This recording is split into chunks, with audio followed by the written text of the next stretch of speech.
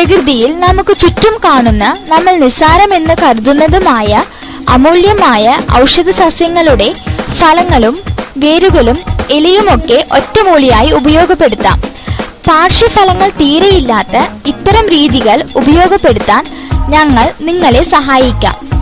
എന്തെന്നും ഏതെന്നും അറിയാത്ത മരുന്ന് വിഷം പോലെ, തീ പോലെ അപകടകാരിയാണ്. അറിയാവുന്ന മരുന്നുകൾ അമൃത് പോലെയാണ്. അതുകൊണ്ട് തന്നെ ഞങ്ങൾ നിങ്ങൾക്ക് പരിചയപ്പെടുത്തുകയാണ്. പഴുതാര വിഷം ഒഴിവാക്കാൻ നിങ്ങൾക്ക് ചെയ്യാൻ കഴിയുന്ന പൊടിക്കൈകൾ ഇതാ. മഞ്ഞൾ നീരിൽ കായം ചാലിച്ചു പുരട്ടുക, അല്ലെങ്കിൽ പഴുത്ത പ്ലാവില നെട്ട് തുമ്പ കുത്തിപ്പിഴിഞ്ഞ നീരിലരച്ച് പുരട്ടുക.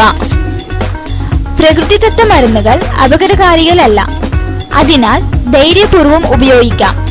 ഉപയോഗം മൂലം മാറ്റമുണ്ടായാൽ തീർച്ചയായും നിരന്തരമായിരിക്കും.